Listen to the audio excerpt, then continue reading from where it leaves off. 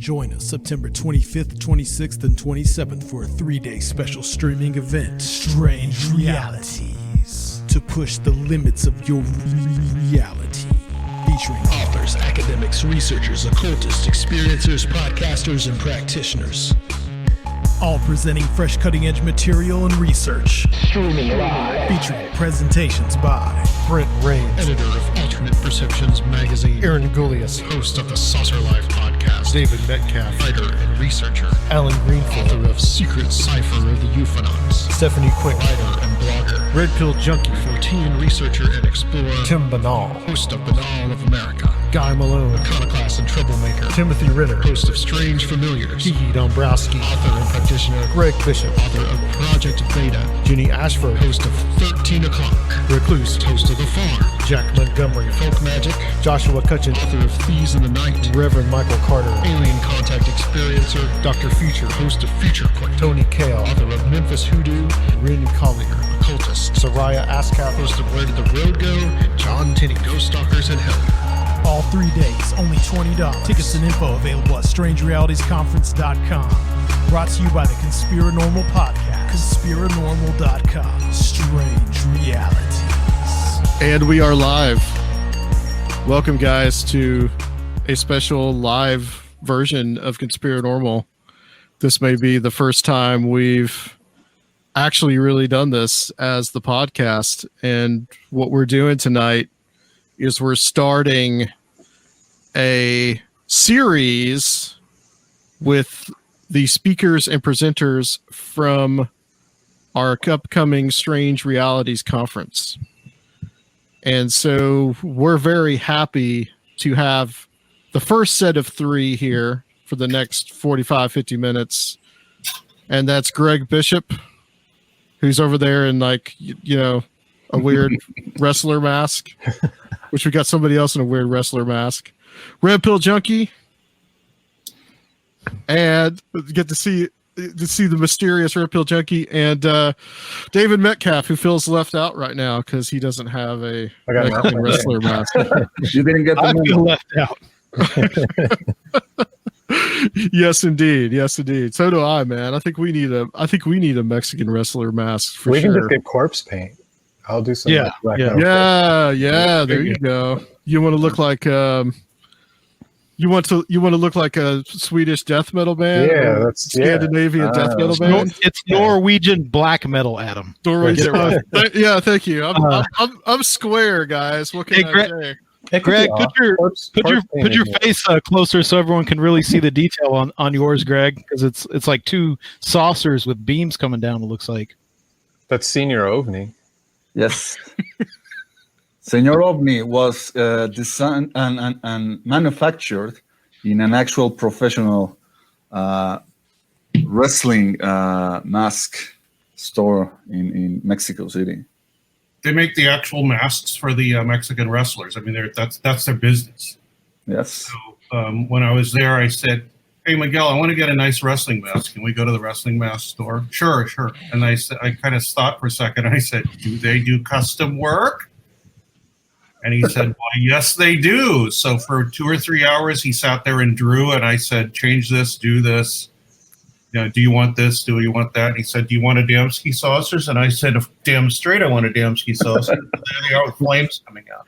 Yes. And the thing about it is it looks like Kelly Hopkinsville ears, too. Exactly. Yeah. Goblet. Yeah, Kelly Hopkinsville goblet ears. What is yours, Red Pill? Did you just make that specifically as No, Red Pill? alas, no. So the story behind the mask, I don't know if everybody knows it, but when my friends Micah Hanks and Scotty Roberts were planning on launching the Paradigm Symposium. Oh yeah, I remember that. Minnesota. Yes, it was in 2012. They thought of it as some kind of like end of the world, the biggest party ever, right? In case the world did end in December, which I actually suspect it did, because I will explain everything that happened afterward. But I ended up planning on going to Minneapolis, and I was like, oh, they got this. I had this opportunity because nobody knew my face. None of these guys have ever seen me in person or even in Skype. And one of Micah's friends suggested that I came in wearing a luchador mask, and I thought, well, you know what, that's an awesome idea. So what I did is I ended up going to that place that I took Greg this year, looking for a mask that I could wear, and I obviously had to be red, it's red pill, and I found this in their catalog. I guess it's the mask of some actual professional wrestler. I don't know his name, but I liked it because of for practical reasons. It's very easy to take on and off, unlike Greg's, who actually has to, you have to tie it with like shoelaces on the back. Like I feel like the gimp from. Yeah, whereas this one has just, this very convenient placed Velcro here, and it lets all my face uncovered, which is very comfortable for speaking. The only problem that this one has is that I can't use my glasses. Maybe when I actually go and design one for myself, I'll actually try to ask them. I'm sitting close, so I can see the something. screen. Yeah, something so I can put on the glasses or something. And I want to say too to the guys that are the people that are watching at home. This is how, especially if you're watching this on the Strange Reality streaming platform, this is how we are actually going to be doing this conference. Right here. So each speaker is going to be speaking, and either they are going to be manipulating their own PowerPoint or we are. But you're going to see them on one side of the screen. You'll see the PowerPoint on the other. For those of you that are listening to the podcast right now, that doesn't make much sense. But the primary reason that we're doing this, well, first of all, I'll get you guys familiar with this platform, since we're going to be using it in a few weeks at the Strange Realities Conference on September 25th, 26th, and 27th. I'll do my shameless plug right there. Is that I just want to talk to you guys a little bit about what you're going to be presenting, and kind of like a little like sneak preview of what people can expect, and we'll just kind of go from there. So who would want to start first? Okay, I'll do it. Even though I haven't sent you a subject for the talk yet. Wow. Wow. I'm going to wing it right now. Wow. Well, the idea I had, which is partially written, I mean, I've Just got give me some kind of loose title when Yeah. you can, Greg, and that's all we really need at the moment. Help him out, man. Yeah. I think something like the right brain and oblique science, how ufology can meet the phenomenon on its own terms, maybe a little bit better. And that's kind of what I'm going to talk about. People are obsessed with data. People are obsessed with gathering some kind of photo. David left. I was boring the crap out of him. He's texting Louis Elizondo. Yeah, exactly. Hey, get on there right now. They figure the more pictures and the more data we have, the better handle we get on this. How much more data do we need to get a better handle? So I thought, and my friends, Red Pill Miguel and David, they kind of agree with me. It's like, well, what about the right brain part? What about how it affects people's lives? You cannot put on a chart somebody having their entire life changed in a minute. Some people see a UFO at close, or any of these things at a close range, and their lives are changed forever so basically it's trauma. Exactly. So I want to talk about, some of those issues. Okay. Cool. Sounds interesting. So we got a working title now. That's great. Yeah. That does sound really interesting. Of course, I would expect nothing less, because you really blaze the field at all this, Greg, for sure. And I'm really happy to have you along for the ride on the Strange Realities Conference, man. Thank you. Soy Señor OVNI. Are you going to wear the mask? I think I will. Okay. I think I it's should have never appropriate. told anybody I got this. Miguel told me, he said, you should have just not said anything. But I couldn't not say anything because it's so Yeah. beautiful. So just made a total alternate persona.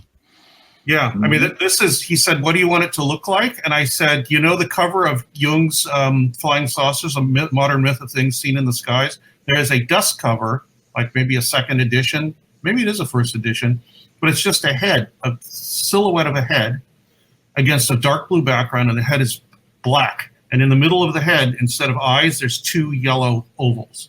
And I said, start with that. And this is what he came up with. Yeah. Can you see? Oh Yeah, there's like a little mesh right here I can see through pretty well. Okay. Okay, cool. Yeah, you kind of look like a bug.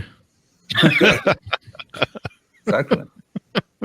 Well, and you know, the rays coming down, it looks like, you know, tattooed prison tears. There's all kinds of weird stuff with the mask. There's all kinds of cultural encoding in here that, you know, that Miguel, you know, I think he thinks about, I think about, and then there's things that he put in there that I'm sure that are just very archetypal that affect people on a different level than just, oh, that's a cool mask. You know, these rays coming down, or, you know, instead of just an Adamski saucer, it's got flames coming out of it. I mean, that's great.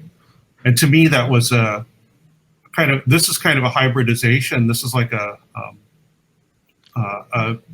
Anglo/Hispanic mask. There's influences from both sides of the border in this thing, and that's why, another reason why I really like it. Cool. Yeah, you got to go to Mexico right before COVID hit, right, Greg? You got to pretty much go down there with Miguel right before. Yeah, I just had to get out of the country for a while. Yeah, and so I went down from March 10th to the 17th, and I rented a condo in the middle of Mexico City, and we kind of bachelor padded it for a week. And Miguel drove me everywhere. We went to museums. We went to pyramids. He showed me stuff that you would never see if you were just a tourist or just visiting. And then I got to have dinner with his parents and his family, which is my favorite part of the whole thing. He said, what do you want my mom to make? And I said, whatever she wants. I'm getting somebody's mother to cook me dinner. What am I going to tell her, how to cook something or what I want? I said, he started listing things, and I said, he got to something I didn't know what it was, and I said, tell her to make that, because I'd never heard of it.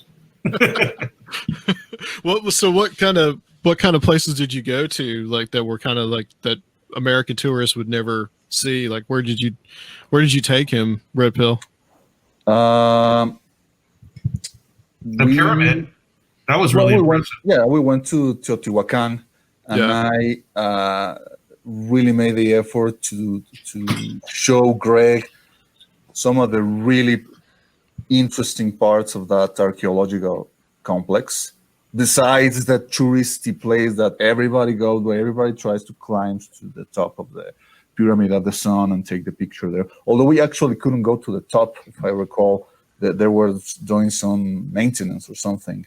And one of the places we went in that complex is what Greg is showing in his phone is what it's called the temple of or pyramid of Quetzalcoatl, which I feel to me is the most beautiful part of the whole place, because it's the one that is more untainted, let's say that, because not everybody knows this, but those pyramids, the Pyramid of the Sun, the Pyramid of the Moon, have actually been reconstructed by archaeologists starting from the early 20th century or late 19th century. So it's not a real or at least not an original pyramid per se. You know, there's a lot of reconstruction and probably reinterpretation.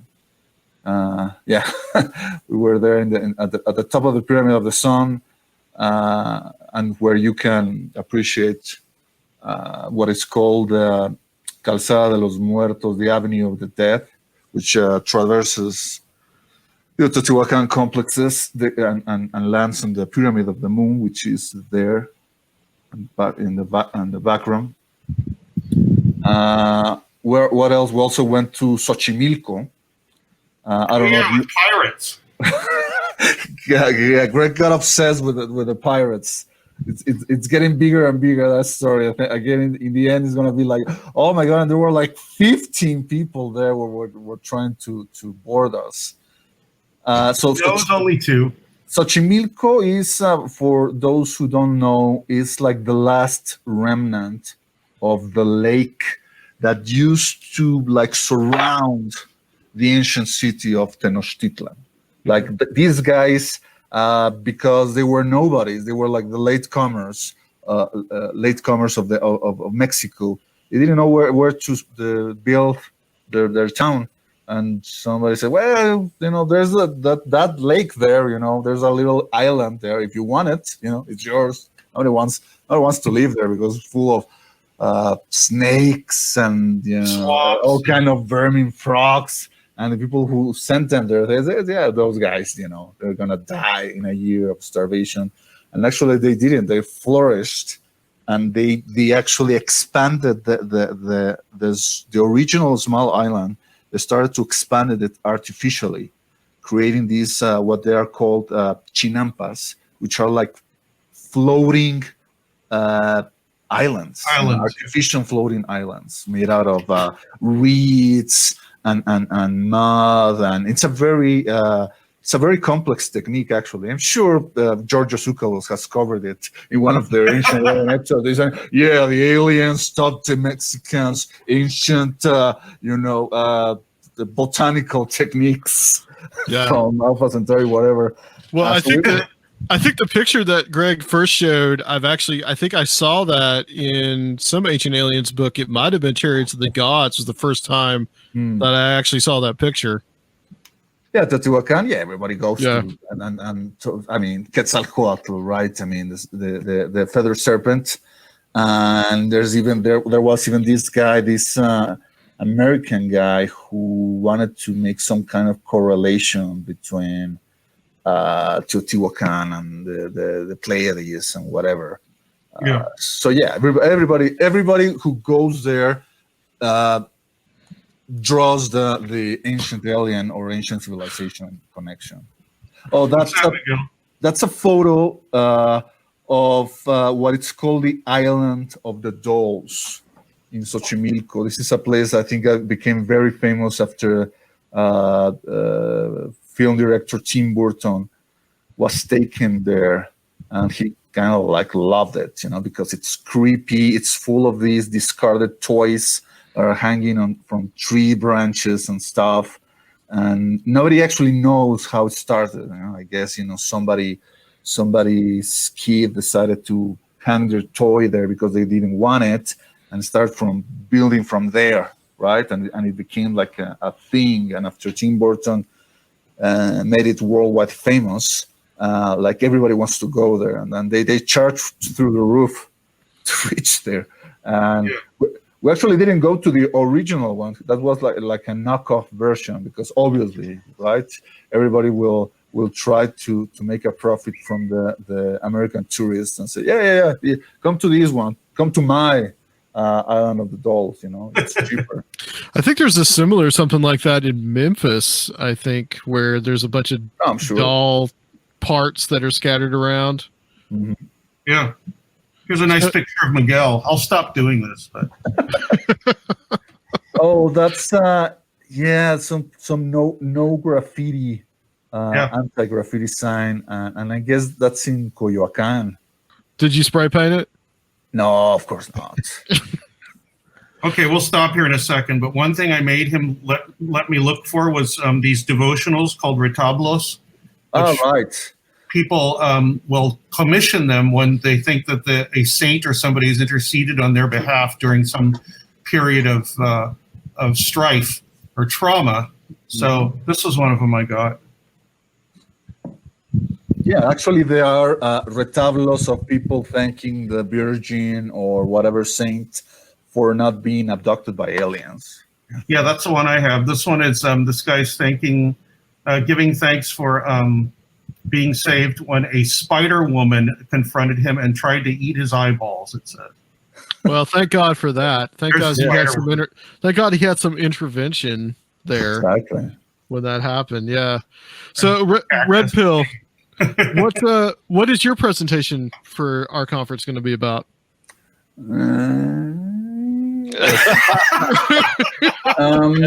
Curious. Ahorita, I'll tell you. Ahorita, I'll tell you. No, I know. It's going to be about one of those little-known UFO cases. At least it's not that well-known in American ufological circles, but it's more popular in Latin American circles and in Spain. It's very important in Spain because it started there. It became like the biggest thing in Spanish ufology in the 60s and 70s. And I'm talking about the Planet Humo story, which is very complex. Everybody who knows about it might know that it was this hoax of someone who was sending letters to ufologists and investigators telling them that they were being written by actual extraterrestrial beings that had come from this planet orbiting a star that it's 14.6 light years away, and that they had come to Earth in 1950, and they have been here ever since, and that for whatever reason, because it's very strange, their motivation, for whatever reason, they decided to start, pen paling ufologists and the like with these very complicated, very strange letters describing their civilization, their science. And that's actually one of the reasons why some people took it seriously. It wasn't like your typical hoax. It wasn't like channel material when you contact the Ashtar command or whatever, and instead of like explaining the actual fabric of the universe or how flying saucers work, what's their source of energy, they only use like the typical New Agey love and light platitudes. Well, you're like, love is, universal language, whatever. No, here these letters actually went into the nitty-gritty of flying saucer technology, the nature of time, the nature of space, their culture, their language, which is very rare because it's composed of these long vowels like we, and these letters were shown to linguists, and they were shown to physicists, and some of them said, well, if this is a hoax, it's brilliant. So in the end, someone, not to give the whole presentation, but in the end, someone did come up and said, yeah, I made it all up. It was a hoax. And the skeptics say, case closed, and they closed that chapter on Planet Humo. But I wanted to talk about why it fascinates me so much to this day, and why it may not be as easy as, just this guy trying to make fun of ufologists and trying to, pull like a prank on them just to, look smart in the end. I think it's more complicated. Showed up on Voronezh, right? There is that, and there is also, to me, there's like a certain correlation between this case and someone like Richard Doty, right? And the whole thing about Dulce and the MJ12 papers. To this day, nobody really knows who forged the MJ12 papers, right? Everybody points the finger to Doty. But some people say, well, if it was Doty, he needed to have help. And if it was Doty, he had to have some motivation behind, instead of just making fun of ufologists. So I want to talk about that, and I want to talk about recent developments concerning what seemed to be like a closed case or a cold case in ufology, because apparently some people to this day are still claiming to be in contact with beings from Planet Humo, if you can believe it. Right. Yeah, I actually have heard this story, but you're right. It is one that is not talked about very much in the I guess English speaking world. Exactly. It started in, was it Spain? It started in Spain in 1965. Okay.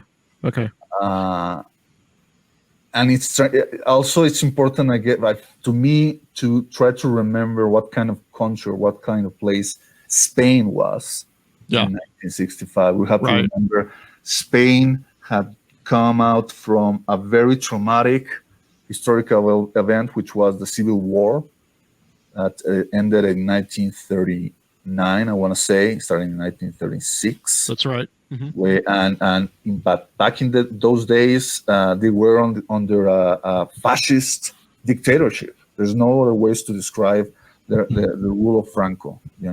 So in this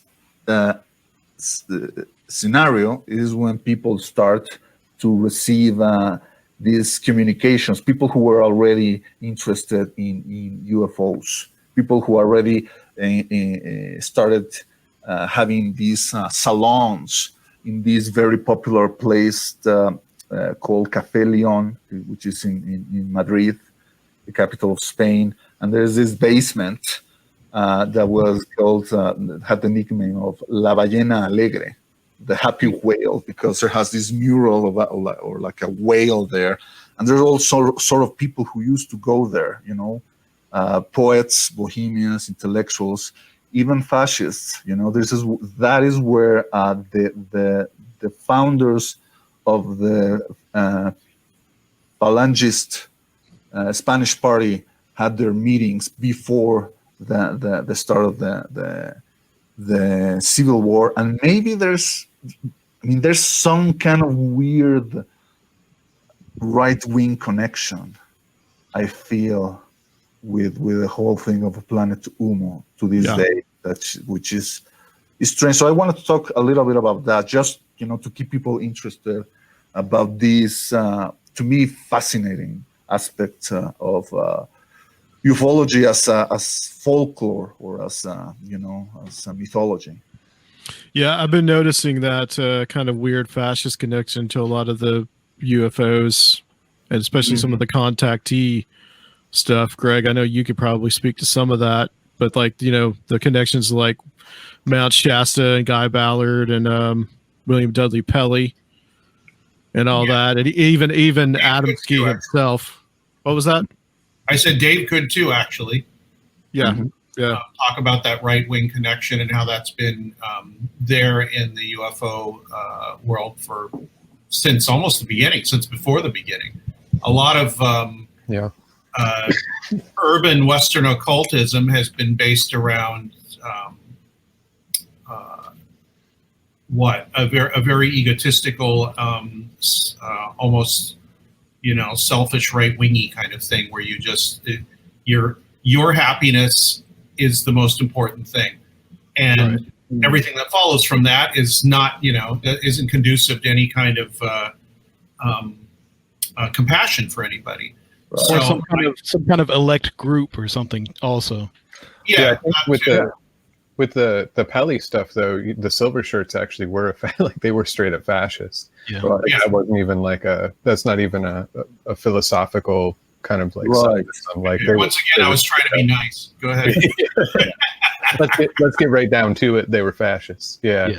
They had some pretty funky fascist stuff. Oh, and I think too, one of the things with Adamski and that, a lot of these groups towards the 60s, or maybe even in the late 50s, and that had the connections to going down to South America, so you start to run into some of the actual Nazis that were over in South America post World War II and that. So there's an interesting kind of deep history there, Yeah, no, I guess it's some kind of inevitable slippery slope that people find when they're started to, explore this rabbit hole of ufology.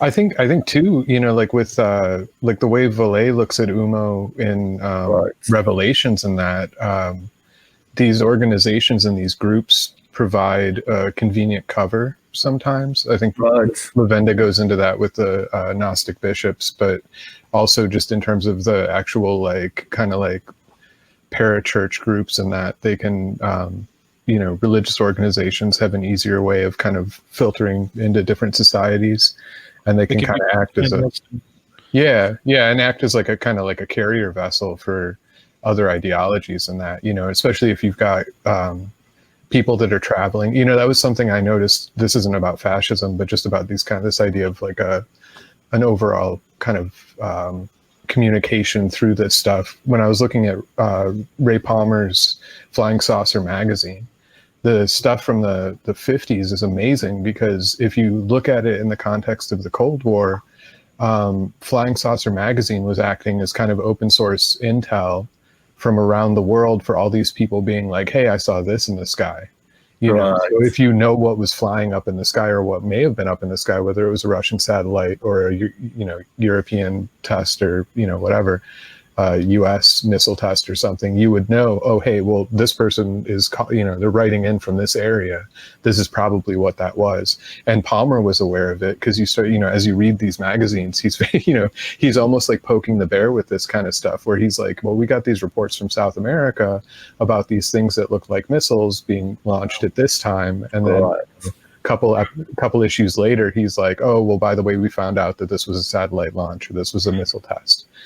So it's really interesting. These things, they're weird, so people don't look at them, Yes. So it provides a convenient place to sort of sneak in other messages and that, And even with the Umo story, there are these claims, right? Yeah, you can find the symbol anywhere. There are these claims that one of the reasons why these letters were sent to people, not just in Spain, but also in France and other countries, is that they were used for espionage purposes. Because like David says, it's something that will pass through the filter of censorship, and they will be able to reach people behind the Iron Curtain. Yeah, and if you think about cryptography and stuff, if you're sending a letter, in terms of cryptography, it wouldn't have to have, what you're encrypting into that letter may not have to have anything to do with what the topic of the letter is. You can encrypt the message in your punctuation. You can encrypt it in damage to certain letters, Well, here they were using an entirely fictitious, allegedly fictitious language, with their own different words. And what's interesting about Umo is that it's very easy to remember. That's the word for house, or that's the word for flying saucer, and that's the word for man, and that's the word for whatever.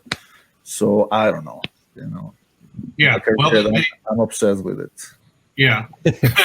Well, you should be. There's two things. What David was saying, this actually, of course it goes on. I actually wrote about it in Project Beta. Bill Moore would get postcards from Russia. And what they were apparently from was from, I am Russian UFO researcher. I'd like to know something about research. And what would be in the messages was what Bill had to do was go to a phone, call a number at a certain time, and read the message verbatim off the card. No, all punctuation, everything. And somebody would just say thank you and hang up. And then he'd have to go to a post office that was so weird. That's so weird. Take that postcard, put it in an envelope, and send it on to another address. Just some innocuous address that was like a house address. But it was being forwarded on to somebody that collected all the messages up that were coming in. And what they were was not, Russian UFO researchers. It was people in the country telling them how they were making the missiles and where factories were located, how many cars were coming out of there or whatever. Those were all encoded in the I would like to know more about UFOs. And then the reason he forwarded them is probably there's like microdots and stuff like that with more information. Who knows? So what a microdot is basically like the period at the end of a sentence. And if you put it under a microscope, it's an entire message. Yeah. It's kind of similar to barcode, I guess. Would be a later development of it. Yeah. It's just really, really tiny writing. Yeah, and the contemporary version of it now is you can encode in images. You can encode messages in the JPEG. So the JPEG has certain, irregularities that if you have the right app or not, whatever, the right algorithm to decode those, encryption thing, you can pull it down. Yeah, in the UMO letters, they were like always the JPEGs, like stamped. Sorry, the UMO letters were stamped with something that was that had the symbol, right? And they were using something like what do you call this? Something that you will put on your thumb, and then you will rubber stamp it. And the guy who ended up confessing the hoax said that had tiny coding into the seals that only spies with very sophisticated equipment could decipher. Again, who knows? This guy was something of a pathological liar, and even something of a. And Imagine that. I will talk about it. He was something of a sex deviant or even a sex offender. There's a lot of follow around ufology. There's a lot of nasty sex stuff in this case. Even, and I'm sorry to say, even child molestation involving some of the branches of almost case.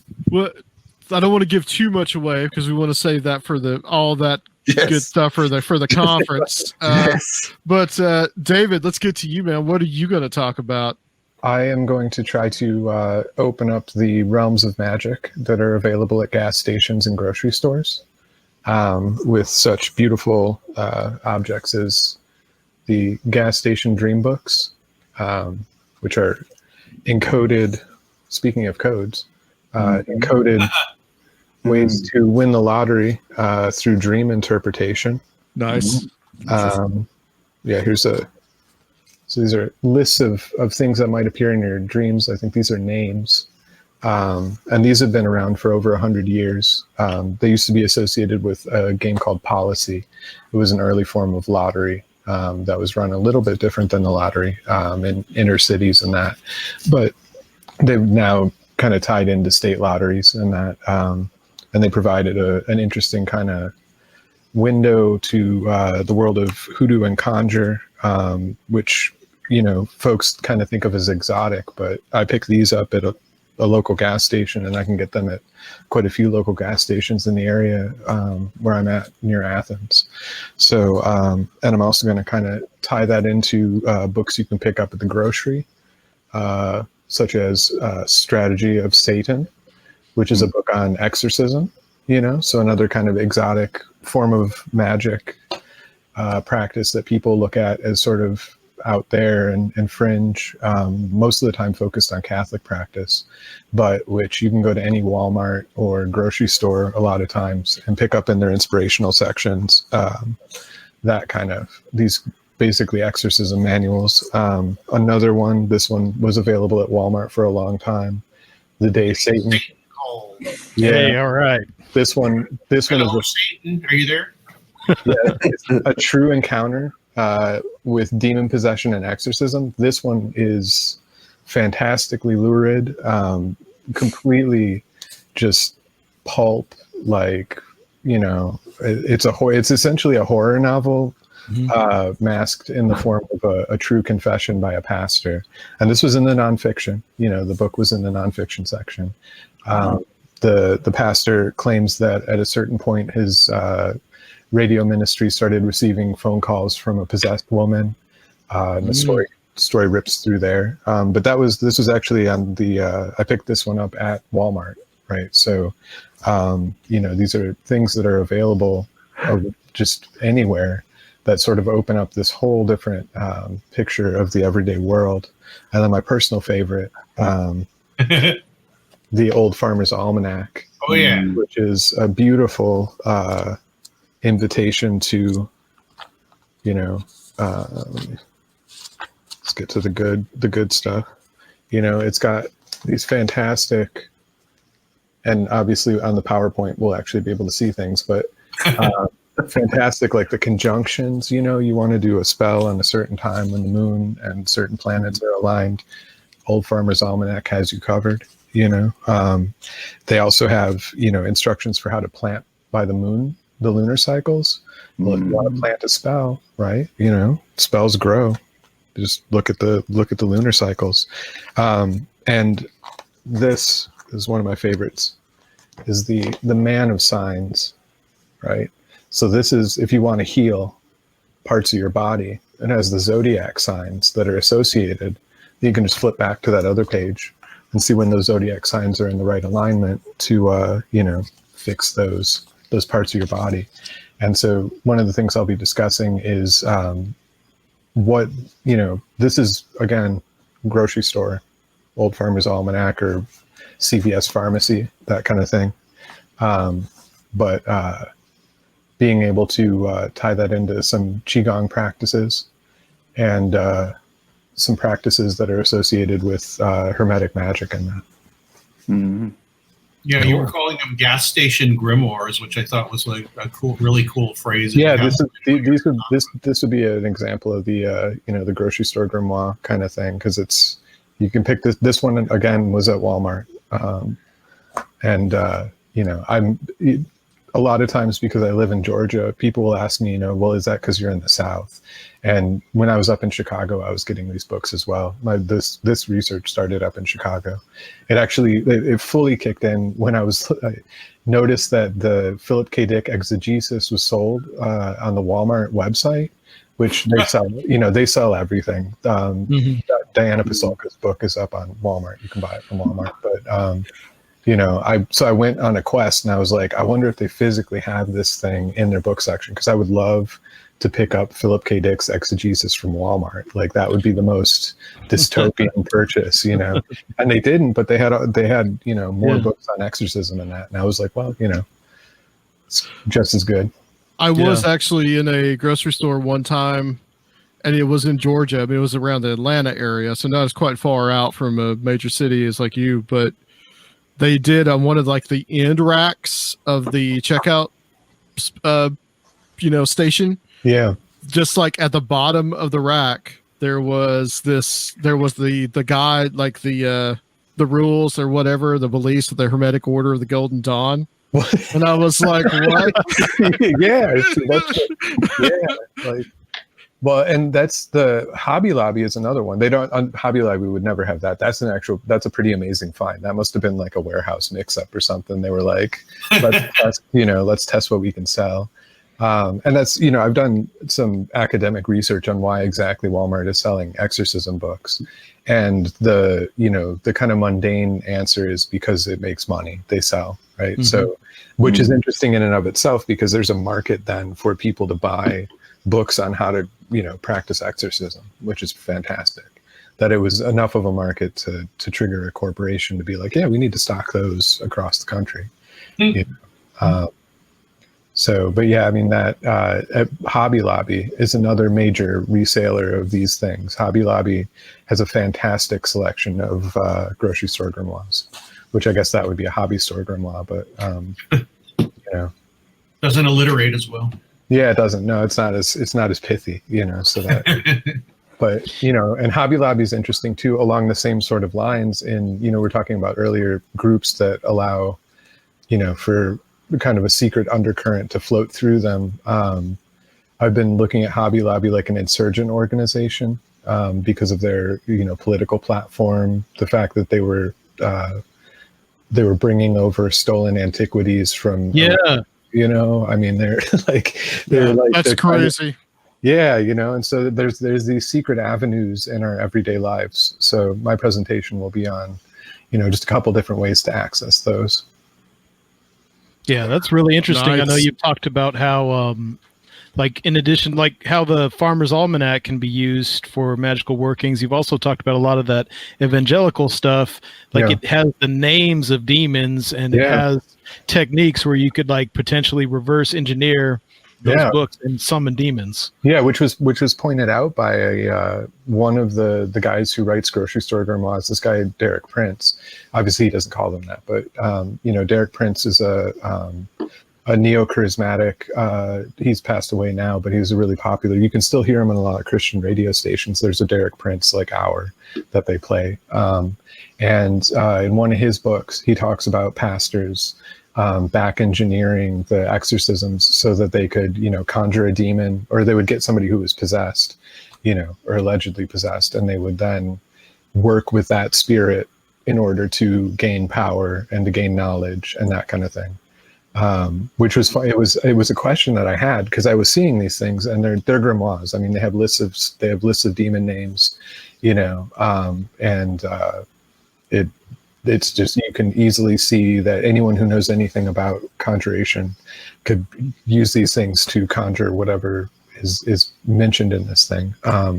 But I was wondering, does this ever happen in the church as well? You get, obviously there's all sorts of deviation and nasty stuff that goes on in congregations. So it made sense that would be possible. And sure enough, Derek Prince, writing, I think in the 80s, 70s, mentions that this was occurring. So I'm sure somewhere in some church in your suburbs or your rural areas, there's a pastor who's got one of these books and sitting there working with things that maybe they shouldn't be. Cool. What's the working title you got for it? I don't remember. Do you guys have that called up? I sent that to you. Yeah, I think we have it somewhere. I could find it. I could find it real quick. Yeah, words I write disappear quickly in the brain. So cool. Gas station and grocery stores. You guys are the organizers. You're supposed to know what I told you. You're asking me what I'm presenting. Come on. Oh, it's getting close. I probably remember there was something about the right winginess of those groups of early contactees. A lot of them talked about planets with perfect societies and people free love and all that. That does not allow for anybody any real individuality. In fact, it kind of, and so that's why the government was scared of them, because that's communism. But it's also the feature of a kind of a right-wing fascist society too. Anything that goes too far to the left or the right becomes that way. And so I think that's their idea, was that we've had so many problems being so individualistic and having so many different countries, and now we got the bomb, and they were so scared of the atomic bomb, so they just said, well, space people don't live like that. They're all the same. Right. They don't, Buck Nelson actually wrote that he was pleased to see, he was a kind of a backcountry contactee from Kentucky or something like that. Anyway, he was from the Appalachians, and he was pleased to see that there was racial separation on the other planets. He said, otherwise, they realized a long time ago they couldn't get along if all the races lived together. So they had at least he had his dog Bucky, right? Yes. With him. Yep. David's title for his talk is Hidden Pathways of Magic, Supernatural Living in the American Marketplace. Yeah. Cool. Yeah, there you go. Yeah. To go back to some of that weird fascist UFO connection stuff. Also, there's a tradition of getting legitimacy through some kind of cosmic connection in the history of secret societies, and there's all this conspiracy theory around the Nazis and other fascists, getting, channeling some kind of forces and maybe some kind of alien race that had those fascist characteristics that they were trying to duplicate. So there's also that gaining legitimacy through, we are the ones with the contact, who've contacted these people. They've selected us to be the leaders of Earth and that kind of thing. Right. Yeah, we're the special ones because we're the ones who are in contact with these superior beings. Therefore, our ideology is the right one. Yeah.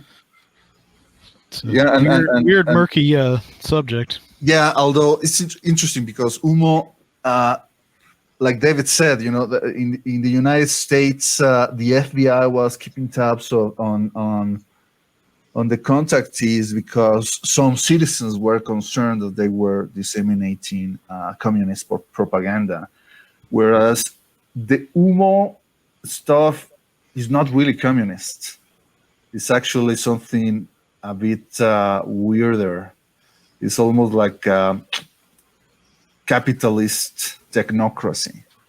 These guys, they say, okay, yeah, we don't use money but your wealth depends on how smart you are and how well you perform in your work. So they have these kind of like weird formulas that will try to come up with how much money will you make based on that. Also tallied by computers, because everything in their society was ruled by computers. There were these kind of like, part of them was kind of like nature-loving hippies, and part of them was like, yeah, everything is ruled by computers. Even our marriages have to be determined by the computers to see if the groom and the bride are the right genetic match. Yeah, it sounds like. What was I going to say? Oh, it sounds like the planet Umo in the galaxy Ayn Rand. Yeah, and I was thinking, well, how horrible living in a place like that, and say, well, Google almost sounds like a word from the planet Umo. Yeah, we're getting there. on the pathway to Umo. The path, exactly. Yeah. Why don't you Umo that? Then you can find out what's going on. Yeah, see if there's Google in the Umo vocabulary. It sounds like one of those startup companies. It's got that ring to it. Some kind of app. Exactly. Yeah. Yeah, the new flying rideshare app, Umo, everywhere by saucer. Exactly. Well, thank you so much, guys. This has been very, very excellent. I really appreciate you guys coming on and doing this. Tell everybody real quick where they can find you all. We'll start with you, Greg, I guess. You're the closest there to me, so.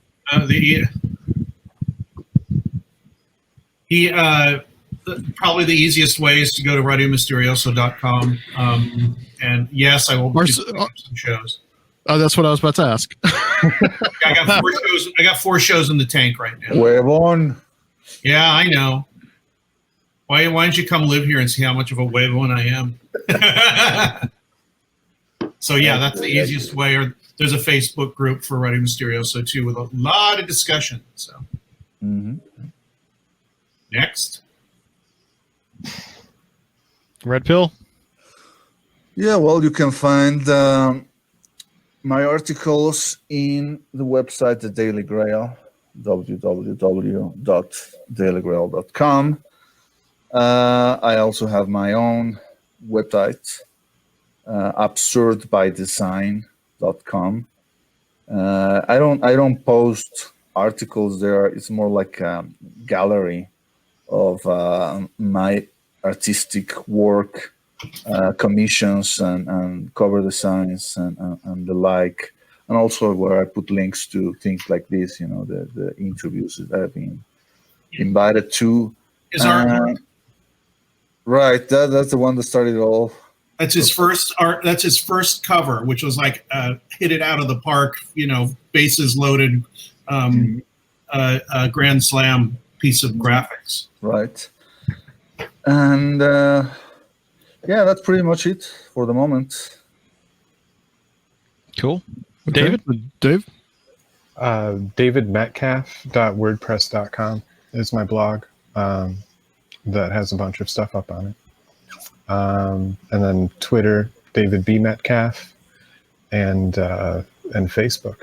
I think would be the places where folks can find me wandering around. Cool. And of course, they can catch all of you at the Strange Realities Conference, September 25th, 26th, and 27th. Sergio, I'm disappointed that you did not have the vocal modulation and suddenly just jump in with the Yeah, we hope it sounded like a monster truck rally. I'm still joyful over the fact that it sounded like a monster truck rally kind of thing, and I'm disappointed that I don't think we're going to have Truckzilla or any kind of Maybe we should going to surprise us. We should have Bigfoot. Isn't one called Bigfoot? Yeah, there's Bigfoot. Yeah, man, that would be great. I just hope that suddenly one of us gets cut out and there's just trucks coming. Okay. I hope maybe for 2021. We've got a couple surprises lined up though. Sweet. Tim's got a surprise coming up next. Yeah. That's what he said. Binnall. Yeah. I wonder what that's going to be. He's always got something. He's always got something up his sleeve, though. He does. You know. He's all sleeves. All right, excellent, guys. Thank you so much, and guys, we will be right back on this stream to bring in Tim Binnall, John Tenney, and Aaron Gulyas. So we'll see you in a bit.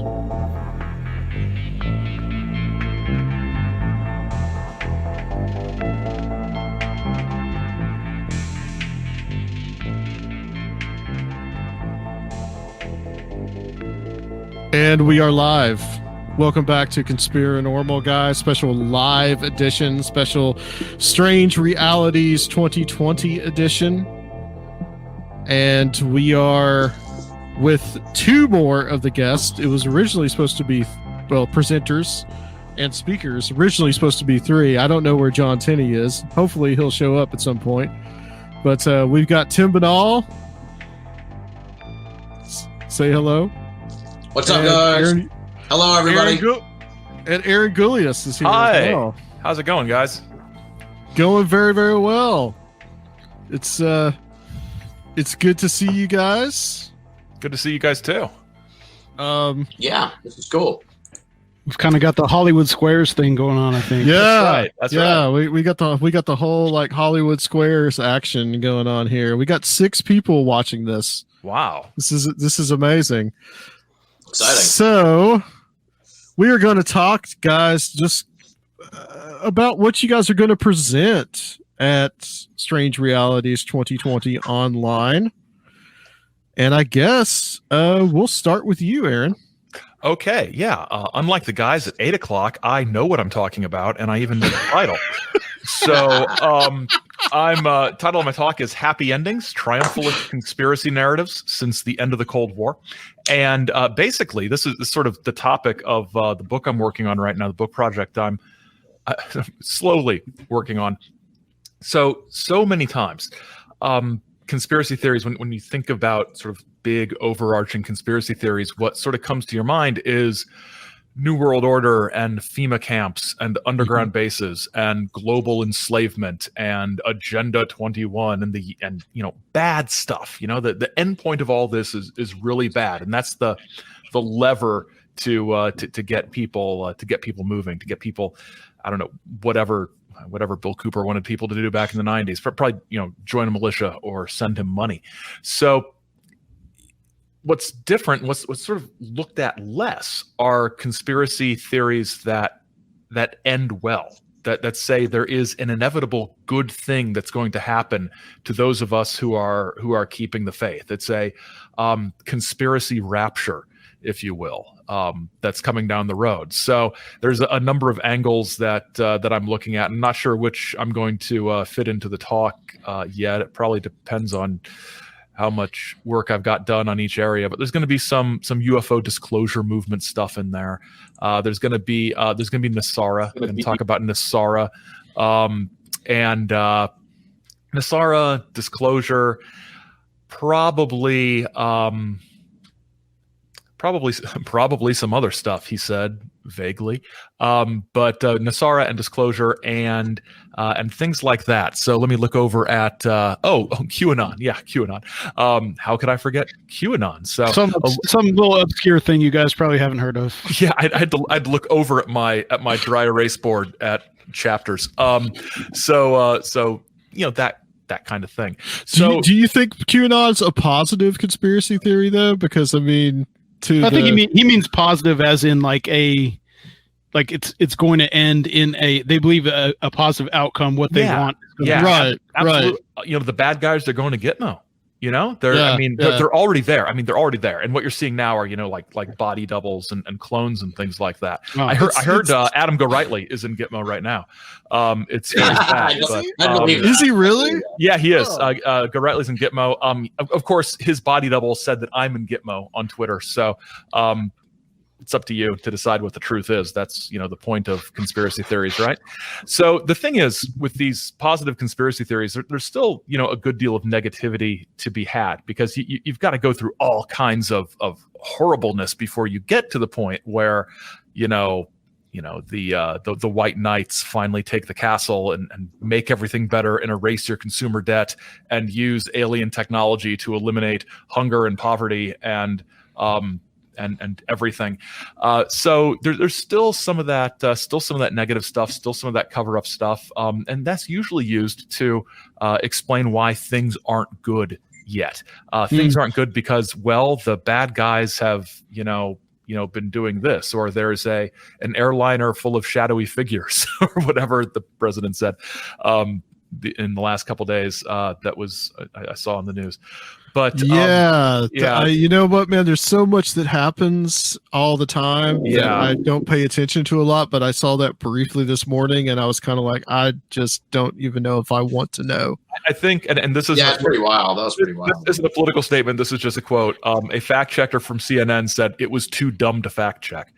So, which is sort of one of the nicest sort of low key put downs I've seen in a while.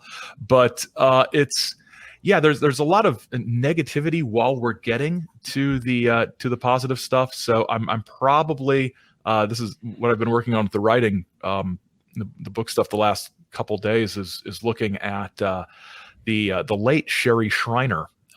If you're familiar with her, most people are familiar with her from, if at all, from the cult show that was on one of the cable networks. Did an episode on her because she had a feud with you, though, right? Didn't she?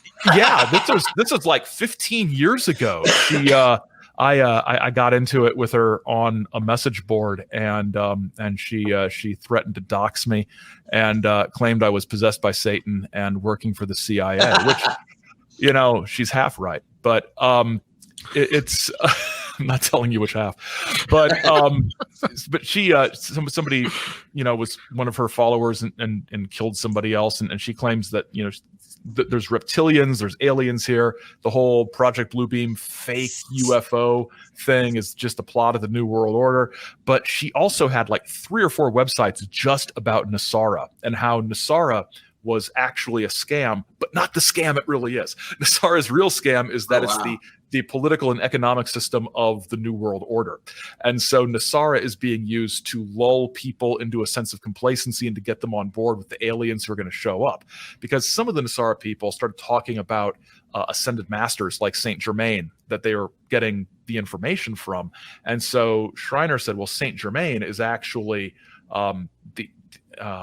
not the Antichrist, but one of the Antichrist's friends. Sananda was the real Antichrist.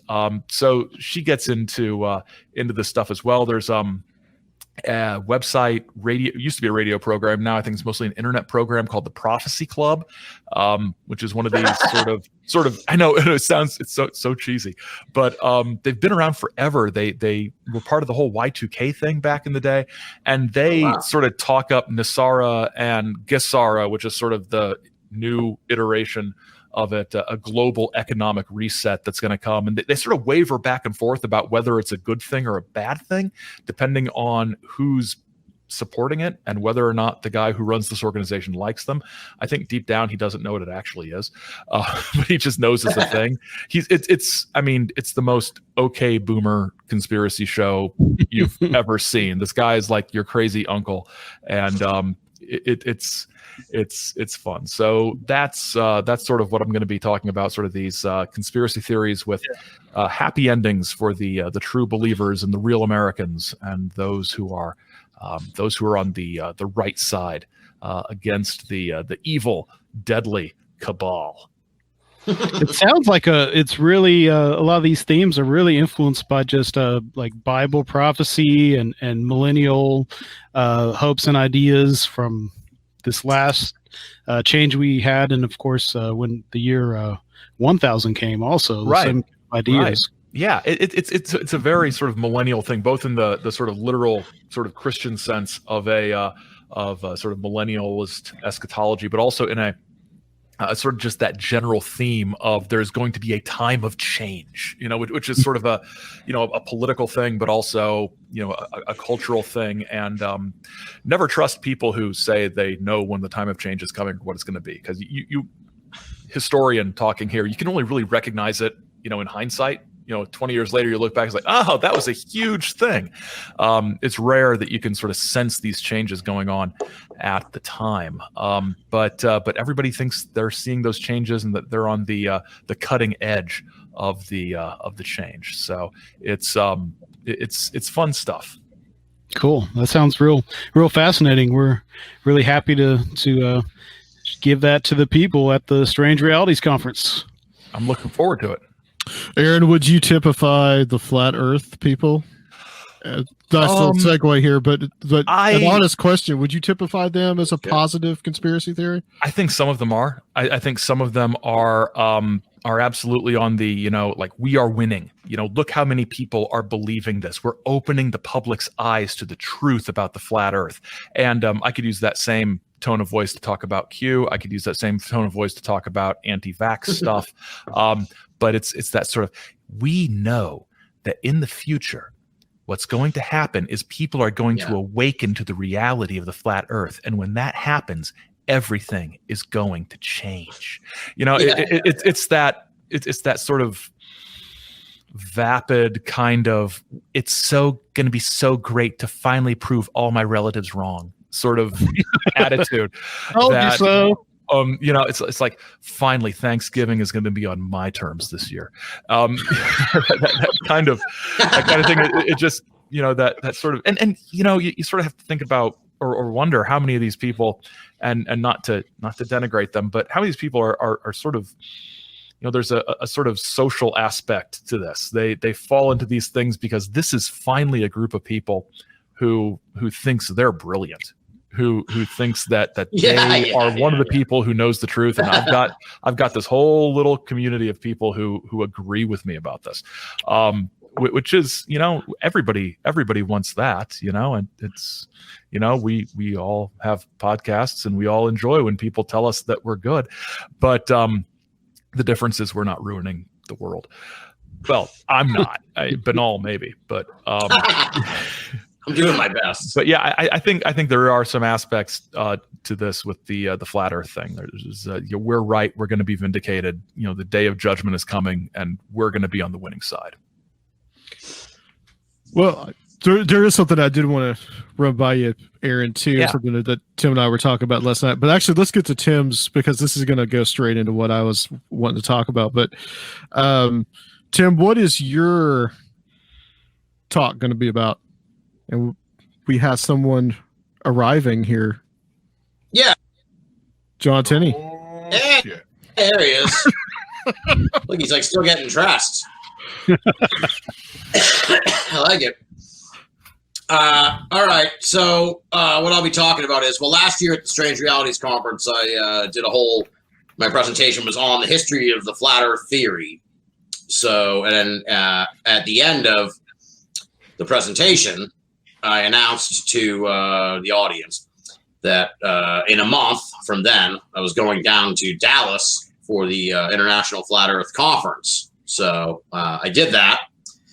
And here at Strange Realities too, I'll be just sort of recounting this trip, going down to Dallas. A lot of people don't really know flat earthers. I'd never even met a flat earther, so it was like, if I'm going to write about these people and think about these people, I want to know these people. So, I felt like it was kind of only fair. So I went down there and embedded. Really spent the whole weekend with them. A lot of these news outlets and stuff, they just I was telling the flat earthers at the time, they just come for like a couple hours and like film a couple stand-up interviews and leave. I was there the whole weekend. I was at the bar with them. I was drinking with them. I was eating meals with them. I was like eavesdropping on their conversations. I was finding out kind of like what we all enjoy, all of us who've done conferences, been to conferences, like there's always some little fucking drama, where this guy doesn't like that guy, or this guy eats a pizza, stay away from him. So I was like so in with these people that I had like a pipeline to all sort of the inside track. I got as far behind the curtain as I could get, pretty much. So I'm going to talk about that. I'm going to talk about my observations of these people, you know, and how that's changed since then. Because as I was telling Adam last night on the phone, I came out of it kind of feeling bad for them and thinking like a lot of them are really just misguided. And that still kind of holds. You're going native, Tim. Uh-oh, am I breaking up on you? No, I said don't go native. What does that mean? Going native with the flat Earth. No, believe me, no. Yeah, you're having sympathy for them. I did have sympathy for them because, well, as I'll talk about at the event, like, sort of as a preview, you get bombarded. They get so much hate online that, like, even I, as an observer, was posting pictures to my Twitter. Like, here's just a picture of the conference hall. Not like, oh, isn't this great? Yay, flat Earth. And all of a sudden on my Twitter, to this day, I still like randomly get messages from this post I made in November that's like, fuck you, flat Earth is fucking stupid. You're, you know, terrible thing. So don't say anything. Oh, you guys die and shit. It's like, what the, like, what? Why? I just posted a picture. So I kind of was like, all right, I can kind of see why these guys are perpetually shit upon. But then all this pandemic happened, and then all of a sudden, all the flat earthers I became friends with became like plandemic people. And I was like, oh, no. I've heard that observation, yeah. Yeah, I was like, oh, y'all were so likable till now. Now I don't want to, you know, now you're all being like dicks about masks and shit, and I don't like those people. So I was invited. So I told Adam last night I was invited to Flattoberfest in Greenville, South Carolina in October. No masks required they made a point of that. Yes, too. That's the selling point is no masks required. So I will not be attending, unfortunately, Flattoberfest. Tim, not to talk about the good old days and stuff, but I went to a UFO con in the early 90s, and the best thing about that UFO con was watching the flat earthers and the hollow earthers fucking fight with each other. That would be amazing. It was brilliant.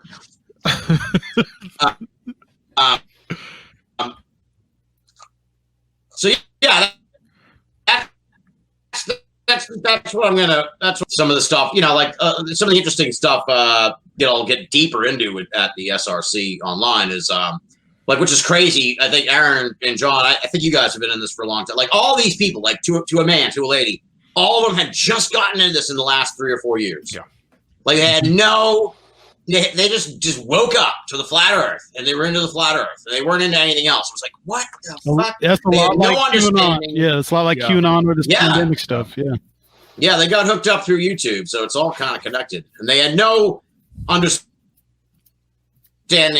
of like if you watch 5 more back, you'll know more about the history of the flat Earth than anybody who was in Dallas, aside from me. So, like, nobody knew who any of these people were that started this. No one knew where it came from. No one knew how it evolved from 1860 up to today. They had no fucking idea about any of that stuff. And I was like, what? This is crazy. So that's it. And I talk about that, talk about what the people were like, share some really wild stories that I want to tell them now, but I'm holding them back for the presentation because, sure. You know, we want to get people to come. But the wild stories, unlike anything I'd seen at a paranormal event, just some strange stuff and funny stuff, and so cool. I think people will really enjoy it. So my question, and John, feel free to step in on this too. But so a friend of mine yesterday, about a week ago, sent me this video of these younger guys they interview the people at these conventions, I guess. They interview what they consider nutcases. And they were interviewing these people at the Flat Earth Conference. One of them was the guy with the hat that you told me about, Tim. Yeah, the top hat guy. I'll remember his name by the time. Yeah, I'll remember his. I have like a 5-minute interview with him. I might run on the. So did you get a chance? Did you get a chance to watch that video? I didn't watch the whole thing. I watched just the beginning of it. Well, So towards the end of the video, Oh, it started getting like really ugly. Ago. And I've seen it a while ago. Yeah, it started getting like really, really ugly, and it started getting into like anti-Semitism. Like they were saying like the Jews are behind this, and like it's the Rothschilds and all this kind of stuff. And I was really kind of like taken aback because like, well, I should have expected it, but I actually didn't from that crowd. And it was but then it was interesting to me that was actually a part of it, even though it's just disgusting. But you know, Aaron, what do you like? Where do you think that like stems into flat Earth? It's like it's every conspiracy theory mashed together. I think anti-Semitism is the original OG Western conspiracy theory, and it's always just a stone's throw away. Gets worked into everything. It really does. Whether it's from the socioeconomic political standpoint or the religious cultural standpoint or the nationalistic standpoint, you've got these three sort of vectors of anti-Semitism that come in, and the religious one going back, and the economic one too, going back to the Middle Ages and beyond, and then the sort of nationalistic stuff in the late 19th and early 20th centuries sort of emerging. It's so pervasive among those who delve deeply into conspiracy theory that it's going to show up at some point. It's not if, it's when. Mm-hmm. I posted a thing on Twitter today about my parents live with me, and so I try and watch non-provocative stuff, things. My mom has dementia, things that'll keep her calm and whatever. Mm-hmm. And so we were watching Little House on the Prairie, and it was about the Jewish man who lives in towns, and if the kids can get his hat off because Jews have horns. And on episode Little House on the Prairie. And I was thinking to myself, I watched it, I was like, oh shit, like I can't escape hatred anywhere. And I started realizing, like, Aaron, you were just saying, like, that's one of the things that underlies a lot of these conspiracy theories is there's this even religious, deep-rooted belief that there's a group of people who are the devil. Mm-hmm. And if they're helping out their own community, and they're not helping out ours. Like there's this weird like mindset in Christian evangelicalism, like if you're not like if you've not like been awash in the blood of the Lamb, like you are of the devil. And it even leaks through into shit like Little House on the Prairie. Like it was unbelievable. They're scaring kids on the episode. They're scaring kids by running around with deer antlers, like pretending that they're the devil horns on the guy's head. It's crazy. I swear I remember this one from when I was a kid. Yeah. Then of course it's Little House. So what happens, at the end is the old Jewish man explains all their customs and why they wear a hat, so that they're recognized that something is always above them. And, I think Paul Ingalls ends up sitting Shiva with the guy when he dies. Mm-hmm. But still, like the idea of, yes, that was what the world was like back then, and it hasn't changed at all. Right. That's pretty wild. We've just moved it into different now areas. They're just reptilians from outer space. They're not the devil anymore. They're still horned-tailed creatures. Right. And the people who say, well, the reptilian thing, that's not anti-Semitic, is like, just read it. Right. It's like if you're fingering the Rothschilds, you're pretty much all the way down that road, David Icke. So it's been there. It's been there for 2,000 years. So and longer. I mean, if you look in pre-Christian times, if you look at the Babylonian captivity and the Neo-Assyrians coming in, from the moment that that the Jewish people were sort of destated, originally, there've been this sort of movable population, and then after that time, under the one group, the Seleucids, then the Herodian dynasty under the Romans. There's always the political zealots who sort of fought against Rome, resented the Jewish leadership who they saw as collaborators. There's always been this sense that, there's this core group of people in power who are keeping the rest of us down, even within, that own community, that sort of division within that community. So there's a lot. I mean, it goes back a long way. It goes back a long way. And some of that stuff can be traced too, because you have a religion that runs, so you have pre-Hebrew and pre-Judaic religions that are basically lunar cults, because they're based around a lunar mother. And so you have, holidays beginning at sundown, and you have Moses with horns because it's the crescent moon, being over his head. You have like all of that stuff. And so when you have all these solar deities that have been embedded in people for so long, and then all of a sudden you have a group of people who are worshiping the opposite or seeming to worship the opposite, they must be the devil. Right. Well, not to mention just the history of where Western occultism really came from and how much of a large influence they had in that. So if you are in this anti-occultist framework, then it's not hard they start pointing the fingers at those communities. Yeah. I was surprised when Adam told me about that last night, because I can say honestly, I didn't hear any anti-Semitism from the flat earthers, but I heard a lot of other questionable takes on things. There was a lot of like there was an air, let's say that. I won't say a lot of. There was an air of homophobia and there was a surprising amount of transphobia, which really struck me as like, what a really like specific thing to be like, because like in different group, like 2 or 3 different places I heard like transphobic comments. I'm like, what a weird hang up for your flat earthers. Like, I guess it makes perfect sense. Like, I don't know, but it's like so really specific. I'm like, why are you you think the world is flat and you're really upset about transgender people? It's like the two circles there are like really the Venn diagram of that's where you find it seems like it's this big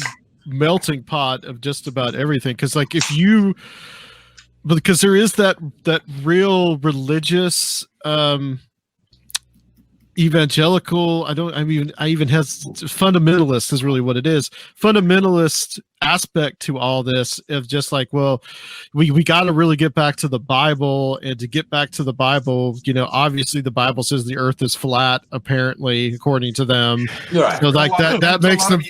Yeah, it's a lot of young earthers too, right? Yeah, like right, 6,000 years. Yeah. And well, that's what I described them as. They're like OG creationists. They're so to steal kind of Aaron's thing. They're like they're so dedicated to the book that they even think the creationists like sold out.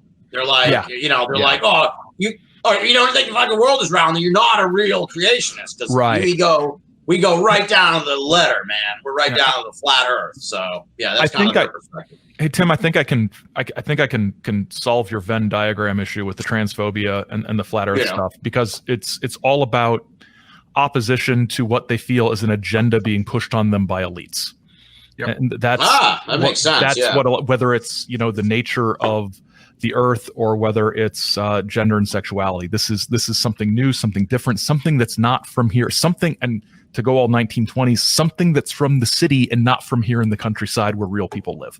Well, so that's definitely the vibe. Yeah, there's an economic part of that too, which no one ever discusses, which is, you have that idea of elites are in control of everything. These elites can do all these things that I can't do. They're so elevated above me. And I was talking to a couple of friends of mine, and Barry and Bill, and we were talking about like homosexuality and how it's perceived, and Bill and Barry were like, well, everyone thinks that we're elitist because we have money, because we don't have kids. We're 2 white men making what 2 white men make in business, and we don't spend it on kids, so we have tons of extra income, and so gay men always seem to be affluent, and people resent that. And I had never thought about it. Yeah, that makes sense. I've heard that from friends of mine, that there's this along with the usual stereotypes of being very sort of well put together and stylish, right, and things that sort of say, I've got the money and the time to invest in my appearance and in my lifestyle and everything like that, when really people are just people. Everybody's got student loans. You get up to a certain level, it's like you still got the same student loans as the hetero couple with 5 kids. So it's kind of taking it a little bit back to QAnon. One of the things that we've noticed a little bit in kind of like our own discussions has been like a lot of the focus on the kind of like the pedophile ring and all that now. I mean, that's essentially, like you were talking about the OG conspiracy theory.